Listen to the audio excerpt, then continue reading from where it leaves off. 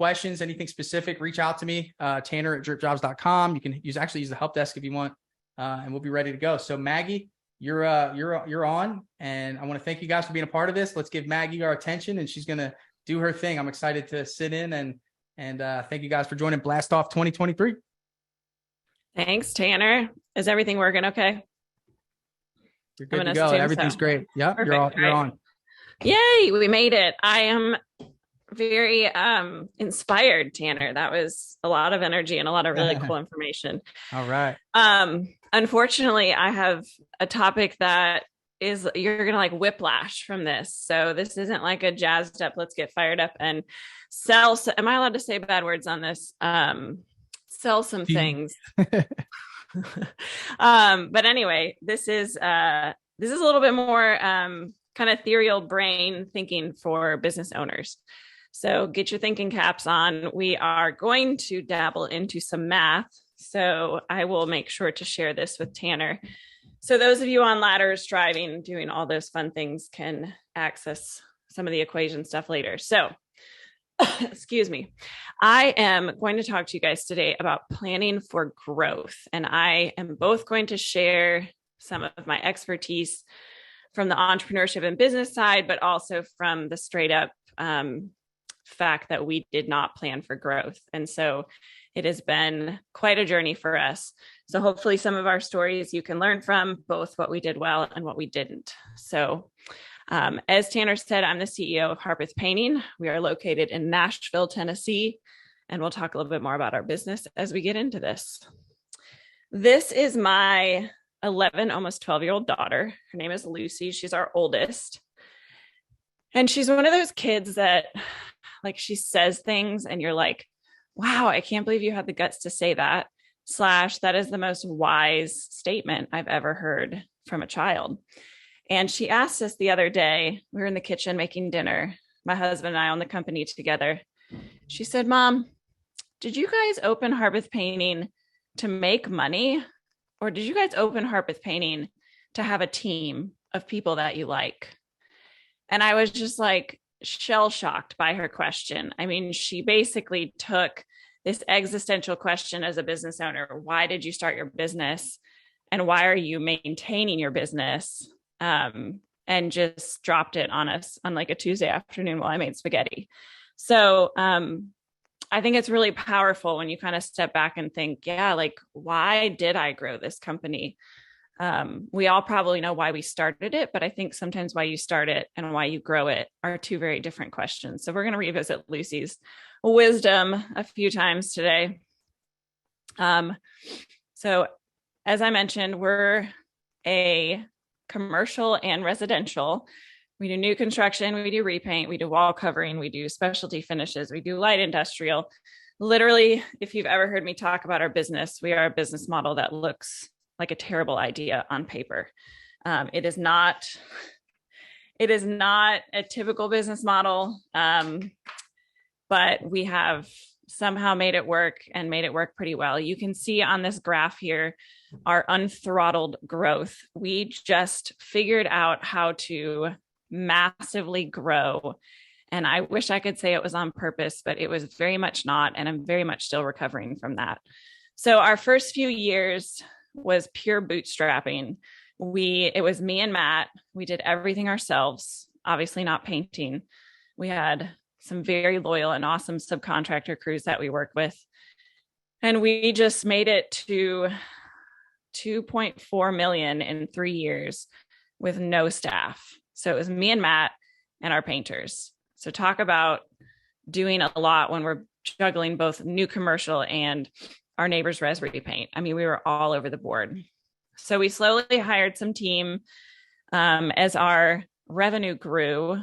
But at the same time, we were still very unrefined. We didn't have any systems. We did everything out of Excel, Dropbox. We had no softwares. And I just say, this is our cowboy phase. We just kind of made it through. And now we are getting a little bit more to the refined. We're a professional company. I think most of our clients would say that we were professional from the external, from the get-go, because we were on time, did what we were supposed to do, ran professional estimates electronically, invoice electronically. It wasn't totally the Wild West, but now we're definitely building an internal infrastructure that is much more professional.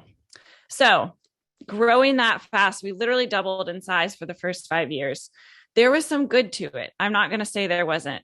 We had amazing opportunities. And I think, momentum brings opportunity.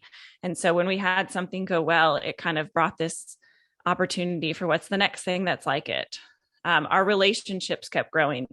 If we started working for a designer and she had another designer on her team that needed a painter, it was kind of just exponential how those relationships grew. Obviously, the revenue grew, which was very nice, particularly in the bootstrap stage.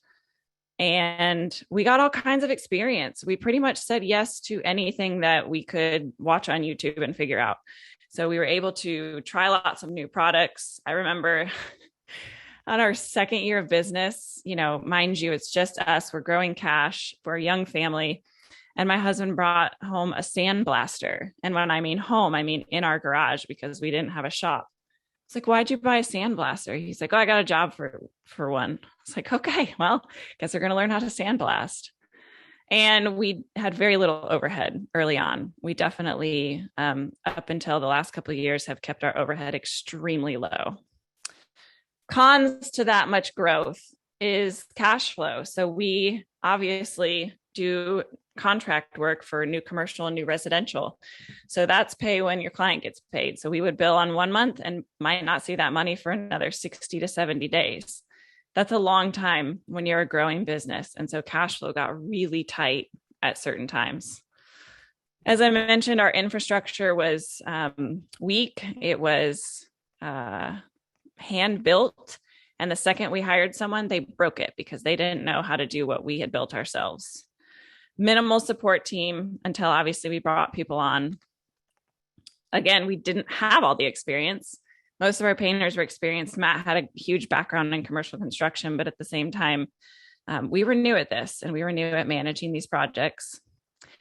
And the most important thing was just balance. We were so off balance. We were very much working a lot, and our child probably saw that first question, which is, are you doing this for the money? Because it seems like a lot of work. Then became our turning point. And one day Matt looked at me. He had started to figure it out. I was still just grinding because in my brain, it was, we have to keep getting revenue. We have to keep getting jobs or this is all going to fall apart. It just became this hamster wheel of, I need more work. I need more work. I need more work. And Matt was like, where is the joy in this? If we're not doing this to be able to enjoy the people on this screen and the things that they love, then why are we doing this? We're not going to continue to spin our wheels. And so that's when we really decided, it was about 3 or 4 years ago, how can we actually build and grow this company to make it our freedom machine, to make it where we can take our kids out to the Mexican restaurant and not worry about the tab, to let our daughter dive into her beloved sport of horseback riding, which is very expensive, to let my husband duck hunt and have the bandwidth to go hunting on the weekends, to take our kids on beach vacations, etc. We're not asking to go to Europe and do lavish stuff. You're welcome to do that if that's your thing, but we're just trying to maintain a lifestyle for our family. If you've been in this industry, if you've walked around at live events, you know that the number one thing people ask is, well, what's your revenue? What's your revenue? What'd you do last year? And that question drives me crazy for a million reasons, but more so because I got caught in that trap. And I love this quote by Venus Williams. I don't focus on what I'm up against. I focus on my goals and I try to ignore the rest. And that is so countercultural to think, forget who else is doing this, but what are my goals and how can I ignore the outside voices and make this work for me? So growth in and of itself is kind of a weird thing. When we talk about growth in a business, I think we always think it's financial. Everyone thinks growth means revenue increase, but it doesn't always mean that. Sometimes it can mean profit increase. Sometimes growth is the size of your team. Maybe you're not necessarily growing your revenue significantly, but you've made the right decisions to put things in place to grow your team. Maybe you want to grow geographically. I know there's a lot of people dabbling in the thought of opening multiple locations and or spreading out your current team to a wider radius of work. And then for us, growth was, how can we grow in our freedom? How can we grow the time that we have to do the things we love, including work, but including family, including personal activities, etc. And sometimes it's personal. Maybe growth needs to happen inside of you, whether it's you as a business owner or you as a spouse, parent, sibling, etc. Sometimes we just need to grow personally and see how that impacts our lives. So once you've kind of thought about what growth you might find to be interesting, I think it's even more important to dig into, where does your desire for growth come from? Is it that you're wanting to grow the business in a way that provides you financial freedom? Whether that's growing your profit, growing your revenue, growing your team, or some combination of those, growing your company can bring financial freedom if done properly. Is your desire for growth a social comparison? Is it you feeling like you want to be able to rub elbows with the big dogs? Is it you wanting to be able to sit at the next table that's for 3 to 5 million instead of 1.5 to 3 million? Or is it for you wanting to not be the company that hasn't hit that quote unquote $1 million mark yet? Is this a social thing that you're facing and struggling with? Is it because you think it's just what you're supposed to do? I think this was a huge thing that we fell into early on, particularly because our clients wanted us for more work. And so I just thought, oh, well, if the market's asking us to do this, well, I guess this is what I'm supposed to do. That's how business works, right? Your market asks for more, so you give them more. Seems like simple economics sometimes. Are you growing out of fear? I know personally, this is a big one for me. I got on that hamster wheel of, well, if we don't sell more jobs, we're not going to have revenue. If we don't sell more jobs, we're not going to be able to pay our bills. And I got on this fear spiral of just making sure that we had a large enough company that I wasn't going to worry. And I realized that's not true, but we'll get to that. Diversification. Sometimes you're desiring to grow because you want to add new channels for your company. You want to diversify the products that you offer. And both financially and logistically, sometimes that requires growth. We wanted to build out a concrete flooring division, and concrete is a much more expensive endeavor than paint. It requires significant equipment. And so for us to be able to diversify, we had to grow. We needed bigger teams and we needed a bigger infrastructure. For some of you, it's market dominance. Maybe you just want to be the best in the market, and that requires you to have bigger marketing dollars and a bigger team. And the list can go on. I'm sure there's something that popped up in your brains today that is why you want to grow that you just haven't quite put your head on. But in the end, if you're anything like me, this whole idea of planning for growth and deciding on growth and contemplating growth feels a lot like this picture. When paired with the daily tasks and daily stresses of owning a business, the thought of sitting back and truly trying to strategize your growth is extremely overwhelming. And I'm sure if I was Tanner, I'd be like, yeah, drop me a chat if you agree, or whatever he said. That was really cool. But I'm not emojis. That type of person. Sorry. The emojis. Emoji. The emojis. There you go. Sorry.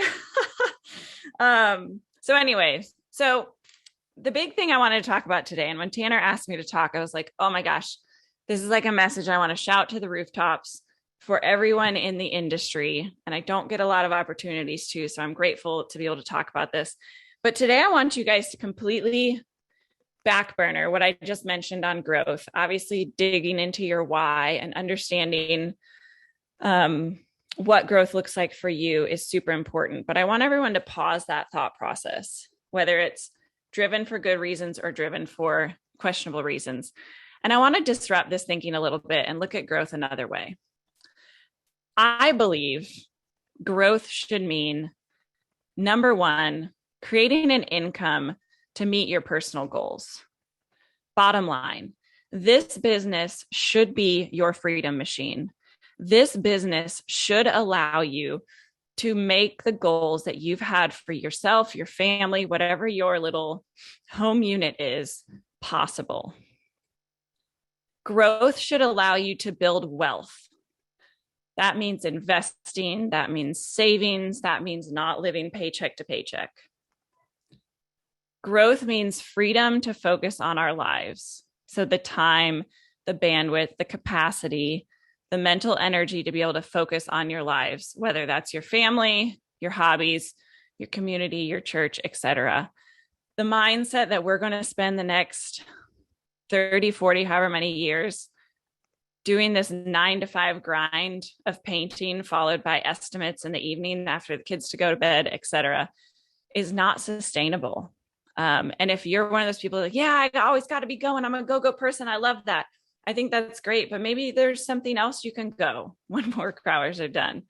But I think growth should be completely looked at differently in our industry. And instead of saying, man, I want to get to that $1 million mark, or man, I want to get to that next point, or whatever is driving that growth, let's take a pause and let's say, hey, what do I want my life to look like financially, logistically, emotionally, schedule-wise, and let's start to plan our growth based on that. So instead of the market driving growth, and then hopefully you make a profit, I'm going to challenge today as we go through a couple little math exercises that you take your goals, you take your core values, and that's where your business plan comes from. The market can come in and the market can help twist and tweak. For us, I joke that our business model is actually on paper a really bad idea, but it's worked for us. It's a way that our market has spoken to us and we've allowed it to become successful. So yes, the market does have an impact on our company and on our growth, but it is foremost our goals, our core values, and that has shaped our business plan. So a little asterisk note on core values.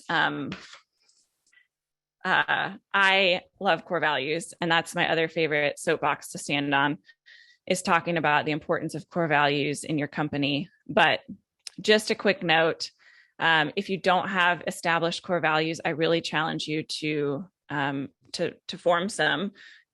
It can be 3 simple phrases. It can be a really catchy sentence. It just needs to be something that you can hold standards to. It's vital to your team's culture, whether it's you and your client experiencing the culture or the culture that you've built amongst your leadership team. It's a non-negotiable in the hiring process. So our core values, if you can't meet them, you're out. We can train you to paint. We can train you to run estimates. But if you don't have our core values, this isn't going to work. And then it's at the root of every conversation. So as we talk about growth, as we talk about diversification, as we talk about all these complicated business forecasting things, we never let go of those core values. So the math we're going to do today is called a bottom-up financial model. And I know some of you are multitasking in your vehicle, on your ladder, with your brush, etc.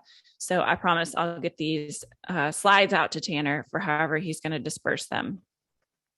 So what the bottom-up model is it's basically saying, I'm going to take underlying components of my business, and that's going to decide my revenue, my profit, and my growth.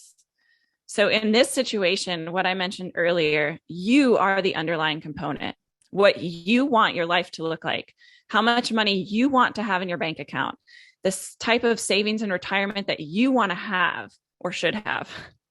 That's the underlying component that we're going to build our growth off of. Very counterintuitive. So there's 3 steps to this.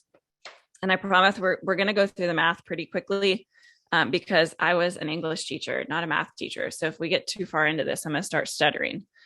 But step 1, you need to figure out what I like to call your monthly nut. This is like how much money it's going to take to operate your company, to operate your company. So this is your desired salary. You might have a salary right now that you're making that you can build your financials off of, but I encourage you to do this for your goal. What is your goal salary? Do you keep a budget? And if so, how much would you like it to be? What is your desired savings? And that's super important as a business owner. This is separate than our company's nest egg. This is you as a human wanting to have a savings. Your pass-through taxes. For us, we're a pass-through LLC, so it's really all kind of the same, but knowing your taxes. And then knowing your fixed overhead. So these 4 things are like the non-negotiable. Every functioning business should have these numbers. And so your fixed overhead are the expenses that don't change. They might change a little each month. Obviously, your electrical bill will change, but you know you have an electrical bill every month. You know you have to pay insurance every month. You know you have to pay X over every month. So those are fixed overhead expenses. So here's a quick example.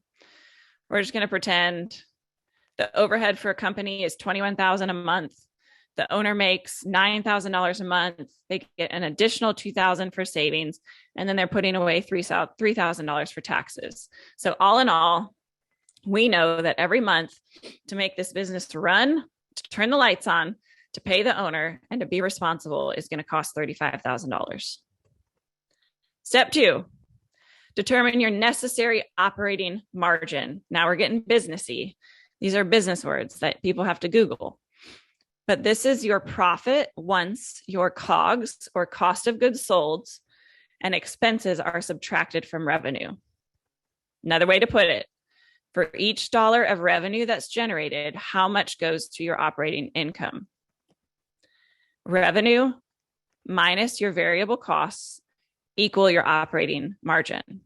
Okay, so in this situation, you're going to use your most recent fiscal numbers. So I'm going to look at 2022 for me, and I'm going to take my revenue. I'm going to subtract my variable costs. So my subcontractor costs, my labor and materials, my equipment rentals, etc. I'm going to subtract that from my revenue, and I now have my operating margin. Example, say the company had $1 million in revenue. It spent about $700,000 in variable costs. That will bring the operating margin to $300,000, so 30%. So step 3, we're going to figure out our true break even. This means if nothing else happens, and Tanner had some great thoughts on, lowering your price to be able to fill your calendar, which is super important. And knowing your break even is huge. And I'm going to talk about why in a second. But knowing your break even is very straightforward. There we go. So same numbers. We have our $35,000 monthly nut. We're going to put in our overhead of $21,000. We have a 30% operating margin. We have our variable costs, and we have our revenue. So with this number, I know that if I produce $50,000 of revenue in a month, based on my variable costs as they've been previously, based on my operating margin, based on my overhead, and what I want to pay myself, I need to produce $50,000 of work each month for a break even. That's a huge number to know, because if you want to take that awesome exercise that Tanner did, say best case scenario, we hit all of our production rates. My guys do great. I don't over or under order on paint. If I hit 50,000 in revenue, we will break even. So if you're marking a job up at 55% and you know your break even, you know how far down you can go to lower that price, to be able to sell that job in the winter without going upside down. So a true break even is a number that I think is not studied enough in our industry. I talk to a lot of contractors, and when they ask me about growth and scaling and hiring and all these things, I always start by saying, number 1, are you making the money you want to make as an individual? And number 2, what's your break even? This is going to help you know how to grow. There are going to be parts of growth where profit is lower. Right now, we're having a huge growth valley this year. We've invested a lot of money in hires, knowing that that'll take our revenue up. But right now, we're in a little bit of a valley. we know our break even. So I know what I need to sell to at least stay above water in that valley. This also generates sales goals, right? So if you know your true break even is 50,000 a month, produce, sold, build, then you need to be figuring out how much you need, how many estimates you need to go on. You have a 50% close rate, you have an average job size of 10,000, et cetera, and start figuring out what those sales goals are going to be. And then again, like I mentioned, you know how to adjust your costs and you know how to cost. So if you're still struggling with how much to charge for this, well, I don't care how much you charge for it. It depends how fast your painters are and what your break even is. Doesn't matter what Corey's charging, doesn't matter what Tanner's charging. None of that matters if you don't know your costs. So we're going to do 2 quick case studies just so you can kind of see how these numbers pan out. This is Bowtie Painting Company. Some Florida supermodel decided that he was not making enough money as a model and he was going to start a paint company. He's married, he has a baby on the way, so he's got to get some money in the bank account. His goal for his monthly family income is $11,000 a month. That's a lovely living for a family of soon to be 3 in Florida. The goal for his family savings is $4,000, and the goal for his monthly tax savings is $3,500. These are all pretty accurate, rough numbers. You'll note at the bottom that NACE has some financial stats. You can always shoot me an email. I have these all as PDFs, Maggie@harpethpaintingllc.com. But knowing industry standards just outside of what people just spew off Facebook is super helpful. So let's pretend that Bowtie Painting, we've got a $10,000 overhead. He's running it out of his garage. He's bootstrapping, pretty much paying for the bare minimum insurance and other overhead expenses. Wants to make $11,000 a month, $4,000 savings, and $3,500 in taxes. So all in all, we have his operating margin at $28,500. So to figure out his variable expense, we're going to stick with, on average, note, I said it's usually about 71% cost of sales. So that leaves about 29-30% industry standard for variable expenses, excuse me. So we're going to divide 28,500 by 100 minus a variable expense. So we're going to call it 30%. So that means $40,714.28 is his break even monthly. I'm going to calculate in some net profit of 10%. It's a great industry standard. So now we're hoping $44,192 and 50 cents, excuse me, will be his goal each month. That is his necessary revenue monthly to achieve those goals. Best case scenario, everything goes well. So annually, he's going to sell $500,000 just over, and he's going to start making money and welcome his baby into the world. All of this has nothing to do with his top line. We didn't come in saying, I need $1 million company to be able to support my family. We came in saying, I need this much, I cost this much, therefore, how much am I going to need? Case study number 2, Freedom Painting. This is founded by a serial entrepreneur. He does not want to work. He wants to make money.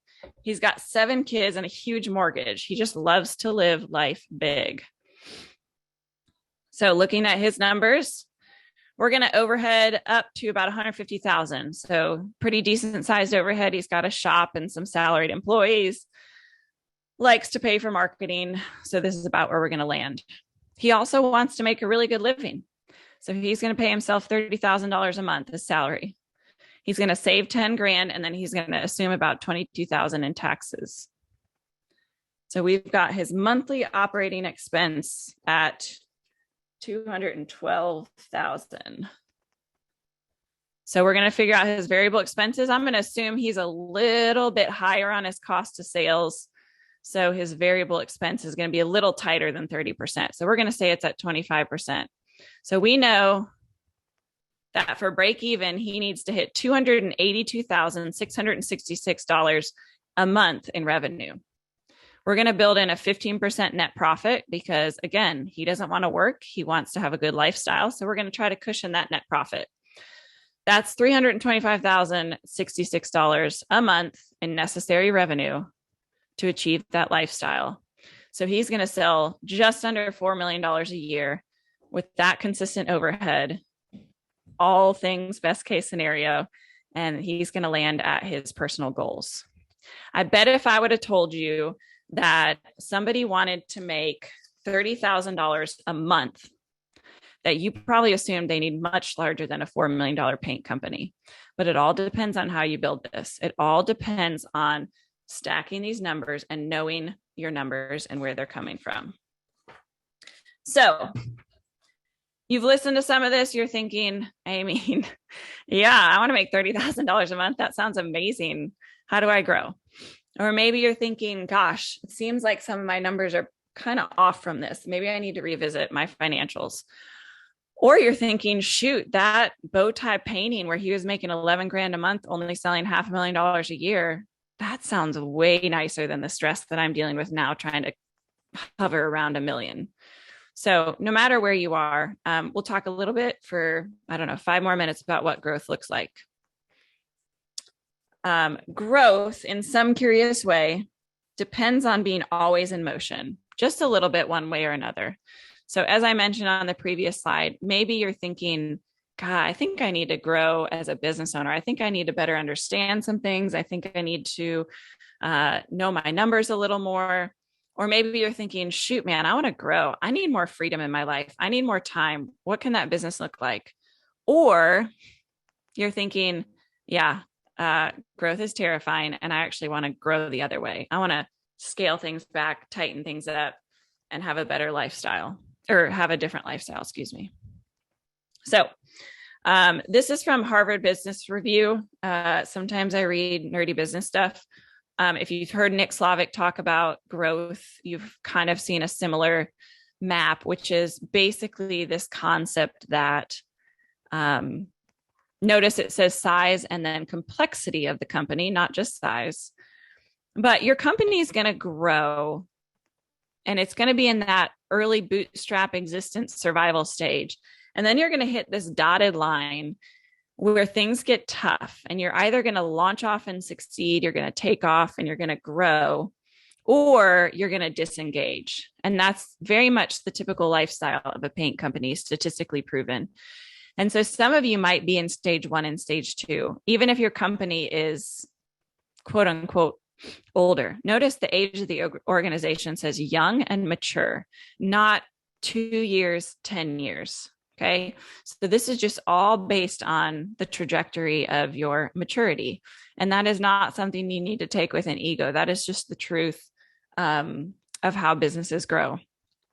So if you're stuck in stage 1 or 2, might be time to look at what that growth thing can be. What does it look like for you to grow, so that you don't continue to push the survival stage and eventually have to disengage? Another map of growth, same Harvard Business Review, shows a little bit more explanation of what it's going to feel like to go through this. And this is where I say every single one of these steps, Matt and I have felt deeply, we have lived deeply, and we have probably cried through most of them.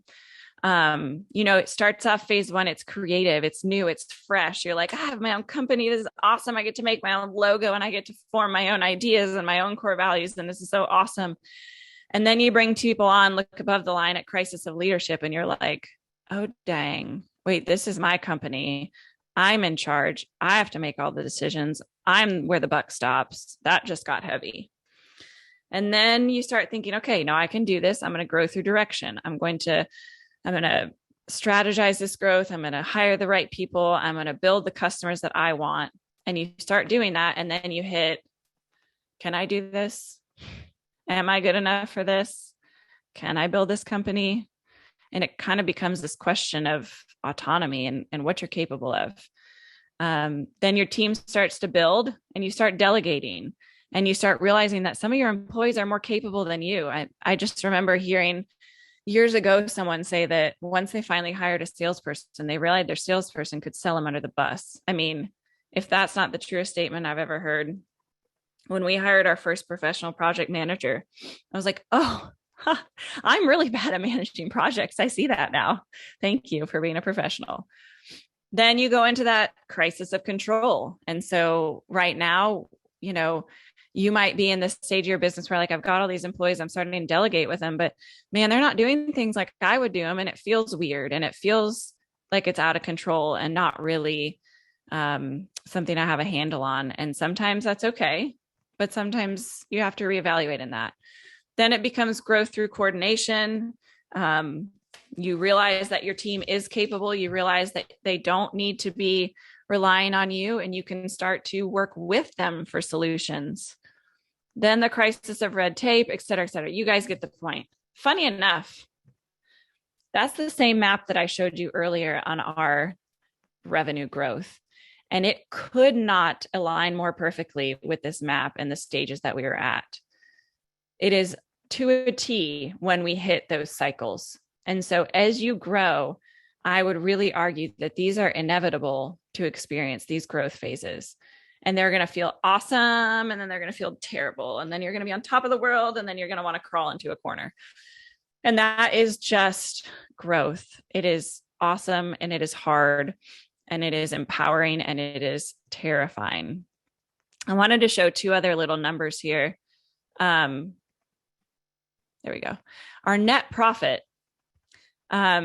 Notice how our net profit went along these charts. I talked a little bit about dipping into valleys as you grow.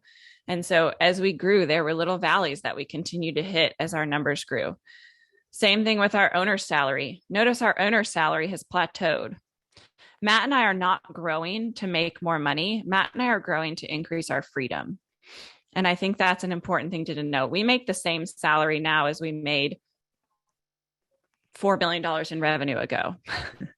And that's just because what we're trying to do with hires and with growth is to take us out of the day-to-day so that we can be more available for each other and for our children. All right, a couple more slides and then Corey, you're up, girlfriend. So how to grow. If you want to grow your revenue, I really recommend building out a marketing plan. Whether you hire one of the amazing companies that you're going to hear from this week or today and tomorrow, or you have a great strategic plan, but knowing strategic marketing versus just saying, well, I bought some Facebook ads and I sent some emails. I don't know why it's not working. Having a plan. Networking efforts. We grew our company to over $5 million by purely networking. We dug into our communities. We dug into referrals. We dug into friends of friends, not in a sleazy way. That sounds sleazy when I say it out loud, but to the point where it was, us intentionally joining networking groups and making presence for our company. Diversify your services. Maybe it doesn't have to be something complicated like concrete flooring. Maybe you just want to try dabbling in lime wash and telling people that you do lime wash, or learning how to hang wallpaper, or learning how to dabble in plaster, or whatever kind of one-off from painting you can do. Celebrate profit. If you have a team, bringing just this general idea of profit around is really going to gear up your team for excitement. And then lean into the customer experience. The better experience your customers have, the more chances that your revenue are going to grow, whether it's referral, repeat customer, et cetera. How to grow profit.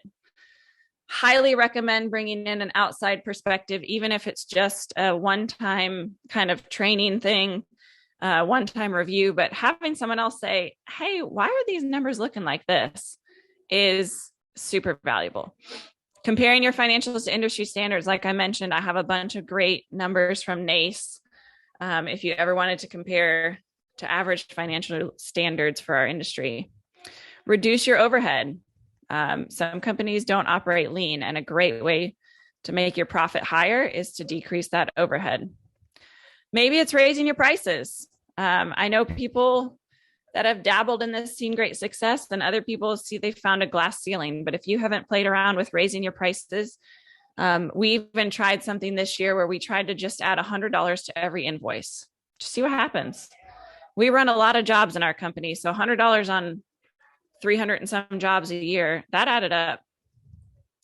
Review job costing regularly. See if there's patterns where your profits are. We know the divisions of our company that are the most significant in profit, and that's where we're trying to grow our marketing. The areas that are less profitable, instead of getting more of those jobs, we're just trying to figure out how to better profit on those jobs. How to grow your team. Lead with cash. Please, please, please. If you're looking to hire your team, do not hire people on your team if you do not have the cash to pay for them. Do not go into your line of credit to build your team. It is so important. If you're bringing on the weight of an employee, the weight of another family's dinner on their table and electrical bill, you need to have the cash for that purchase.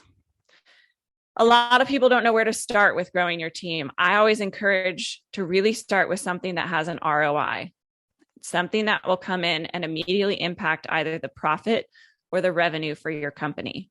And that's a huge way to start hiring. Create an editable org chart. And make sure to say that, because my golly, it will change.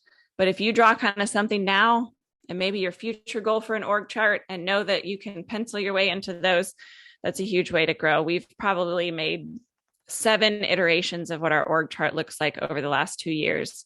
And it's going to continue to evolve, but it's definitely helped us see the holes and where we need to grow our team.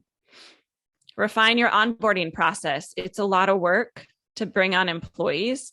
It's a huge part of growth, but growth is going to be set back every time you have to continue to bring on an employee. So really making sure that your onboarding process, the process that somebody goes through when they become a part of your team, is dialed in so that you are fully ready to bring them on and they're fully prepared to work for you.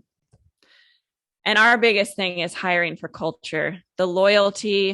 That's right, Corey, you're going to talk about this, girl. The loyalty, the importance of the employee experience when you're hiring for culture, the buy-in. So when Matt and I are trying to increase profit and decrease the time that we spend in our business on a daily basis, that culture component is key. Everyone that we've hired, we know shares our core values, shares in the deep passion and love for our company that we have, and that they are going to continue that culture experience for the rest of our employees and our clients. This is some of the pictures of our team. We've grown from our first hire. We had 1.5 first hires early on to now we're about to bring on our 10th office employee. And it has been a wild ride. And we've been to their weddings. We've painted Pay It Forward projects together. We do training together. You can see in that picture looking down at us, our core values posted on the wall in the main area of our shop. But if we've ever gotten a compliment, it's that people love our team. And that is the greatest compliment I could ever get. It means we've just built such an awesome culture of the people we've hired. And the last way that you might be interested in growing is freedom. You might want more time, more breathing room, more headspace, more something, creating systems that allow you to delegate. One of the simple things we did early on, Matt kept getting questions from our production managers during the paint shortages about, well, they don't have this product. What should I get? They don't have this product. What should I get? The client wants this, but this isn't available. What do I do? And so we actually built like a super simple Excel spreadsheet with every single product, the substrate it could go on, a link to its TDS sheet, and its price. Super simple. So that instead of him having to answer the phone every time we had a paint question, there was an Excel document that took somebody maybe less than 2 days to make, that allowed us to delegate, to not have to think. Develop your core values. As I've said before, this is going to lead your team's culture. We're reading through Extreme Ownership right now with our team, and he talks about how culture exudes in through. And even when you take a good leader out of the picture, there's still going to be that awesome culture with the team that's left. Be okay with change. Sometimes you have to just know that your employees that you hire and that you trust and that you've put in to lead your company, whether it's leading on the job site, leading in the office, leading in sales, they might do things a little bit differently, and you need to be okay with that. Knowing your numbers obviously is a huge part of freedom. If you don't have a good pulse on your numbers, it's not going to matter how much free time you have, because you're still going to be worried about wondering what if, and these like floating orbs of finances floating around in the world. And last thing, knowing how to grow your freedom, you need to know how to fill your cup. You need to know what you can do outside of work to make you better when you're at work, better when you're at home, the best version of yourself. Because it's like those people who retire and they're like, crap, what do I do now with all this time? And they've got nothing because all they ever did is work. So knowing that if you're going to grow that freedom, you've got to have something awesome to fill your cup in that time. So final thoughts. Does anyone remember that from Jerry Springer? It was the best. All right. Knowing your why behind your growth. So going back to my 11-year-old's wise question of just knowing why you want to grow and letting that be the driving factor in growth. Allowing this business to build your freedom. So taking that bottom-up model and let's look at how much money you want to make and grow from there. How much money do you want? And how much does it cost to run your business? That should drive your top revenue, not some arbitrary number that you hear other people shooting. Know what growth might feel like. So you saw our jagged jumps, you saw our graph of tears of celebrating and crying all in the same stage, but it's going to be a wild ride. Know what that might feel like. And then try to know how to plan for it. Don't be like us and just let the market drive you. Don't get halfway through realizing that you probably could have challenged this growth a little bit better, tightened it up a little bit more, and been strategic. And lastly, don't do this alone. I'm such a proponent of this paint community, particularly the PCA and just all these amazing groups that you have on Facebook. You do not have to be alone. And sometimes being the owner of a business feels lonely. Sometimes it feels like you're sitting at the top with no one to celebrate with or no one to commiserate with. You might have an awesome leadership team, but in the end, they lay their head on their pillow at night and they know that this isn't theirs. And so just knowing that you have a huge group of people, there's like 150 people on this call. There are more with Tanner. There will probably be more later in the day. This is just proof that you're not alone in this, and that these thoughts on growth, these questions on growth, these pain points on growth, the celebration on growth is nothing that you have to do by yourself. Change is inevitable. Growth is optional. So whatever that looks like, make sure you know that you're ready for the change. You're ready for the party. My time here is done. Maggie. Yeah. You're amazing. That was the Jerry Springer reference. Thank you.